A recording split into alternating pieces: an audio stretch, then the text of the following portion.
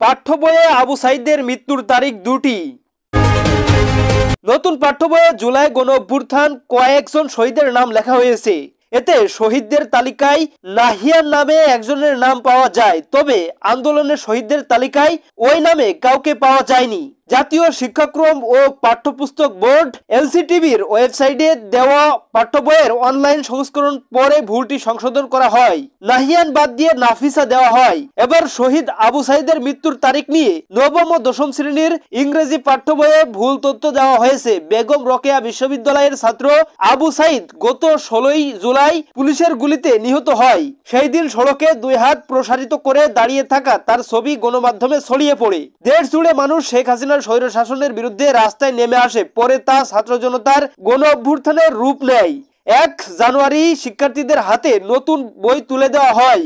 এলসিটিবি প্রণীত নবম দশম শ্রেণীর ইংরেজি বইয়ে গ্রাফিতি নামে একটি অধ্যায়ে বলা হয় 2024 সালের 17 জুলাই রংপুরে পুলিশের গুলিতে আবু সাইদ নিহত হন। তবে একই শ্রেণীর বাংলা সাহিত্য বইয়ে আমাদের নতুন গৌরব গাথা শিরোনামে যে অধ্যায় যুক্ত করা হয়েছে সেখানে সঠিক তারিখ অর্থাৎ 16 জুলাই উল্লেখ করা হয়েছে।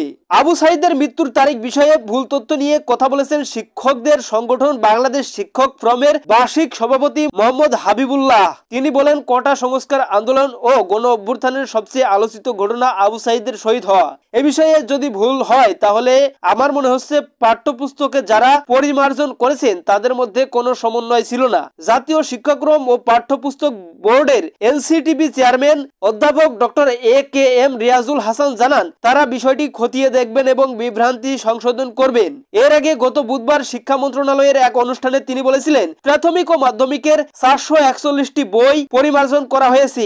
এনসিটিভির ওয়েবসাইটে বইগুলো অনলাইন ভার্সন পাওয়া যাবে আজ বুধবার থেকেই। 5 জানুয়ারির মধ্যে প্রাথমিকের বাকি সব বই ও মাধ্যমিকের 8টি বই পৌঁছে যাবে শিক্ষার্থীদের হাতে। দর্শক, এই ছিল আজকের সর্বশেষ আপডেট নিউজ। সকল প্রকার আপডেট নিউজ সবার আগে পেতে আমাদের চ্যানেলটি সাবস্ক্রাইব করে পাশে থাকুন। ধন্যবাদ সবাইকে। আল্লাহ হাফেজ।